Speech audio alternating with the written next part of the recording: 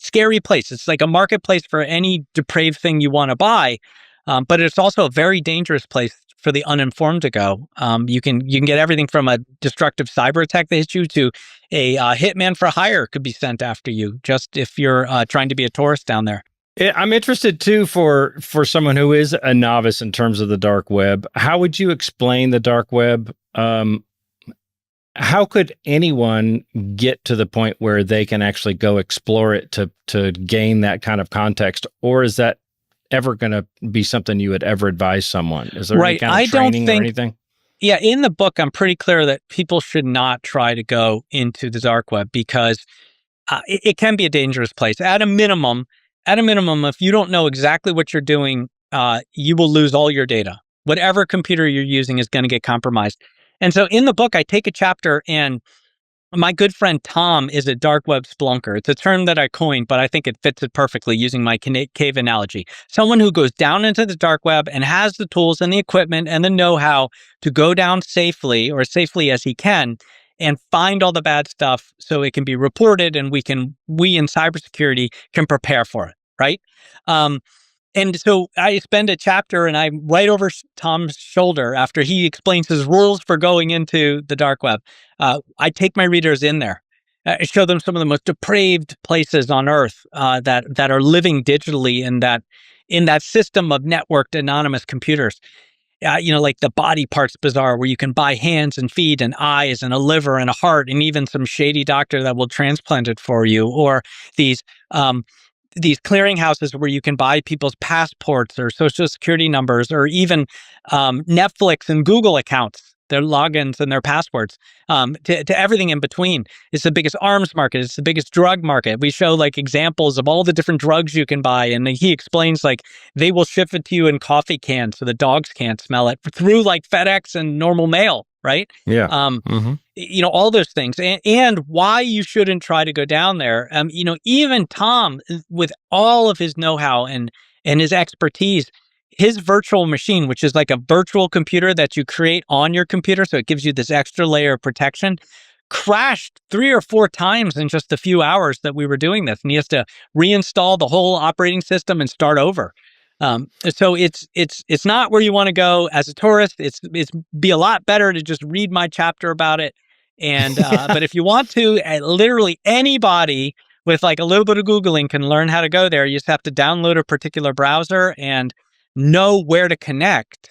And that might be the hardest place. There is no Google for the dark web. There's no like dark web. There is a dark web search engine that'll be the first thing you find, but the entire thing is just a trap.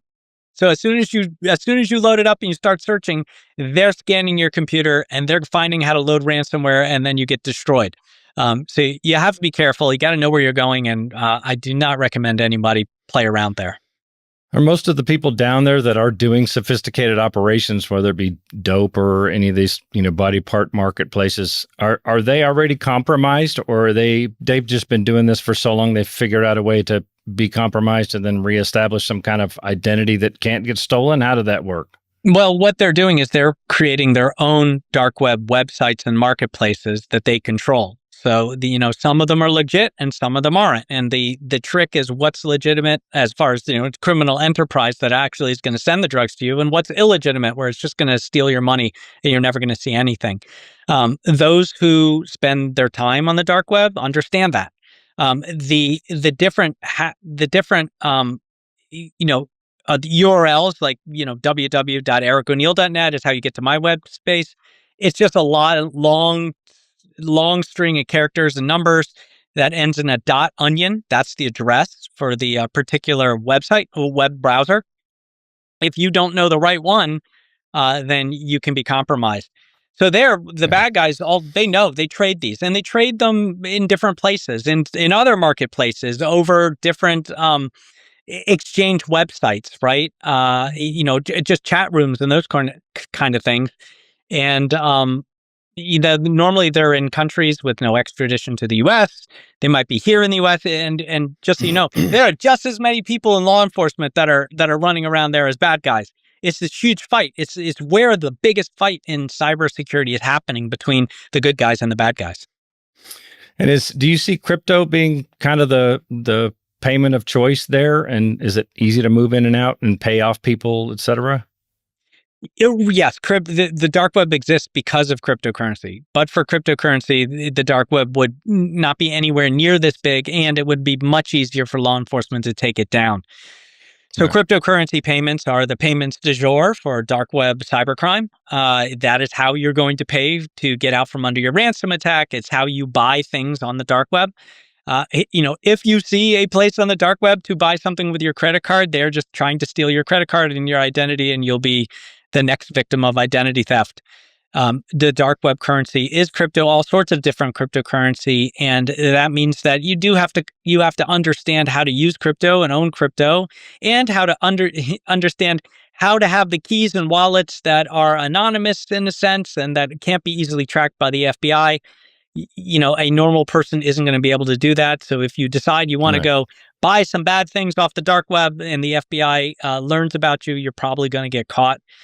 The dark web cyber criminals are adept at moving things, what's called mixers. It's like laundering money. You can launder cryptocurrency using anonymous wallets so that it's harder to see where the keys go or identify the individual by their wallet. And, when you're looking at forensics and cyber forensics, what a lot of people don't understand about cryptocurrency is it's all on this big transaction called the blockchain. So you can see every single transaction for every single bit of cryptocurrency across the entire blockchain. It's all completely in the open for everyone to see. What you can't see through a lot of it is who owns the wallet that has the key to the specific cryptocurrency, right? Mm-hmm. So when you get a cryptocurrency wallet, the cryptocurrency all lives on this big thing called the blockchain, which is like infinite lockboxes in a big bank, right? And only you have the keys to certain parts of that blockchain, which represent cryptocurrency, which only has a value because we give it one, right? And as you move those keys wallet to wallet, law enforcement will try to follow.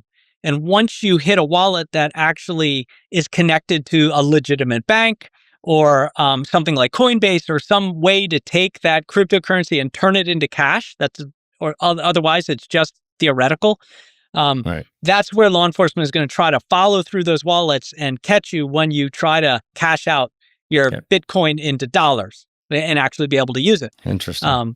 And that's why there is a currency conversion on the dark web. They will trade the Bitcoin, but eventually, if a criminal wants to use it, they got to turn it into cold hard cash. Yeah, these days anyway.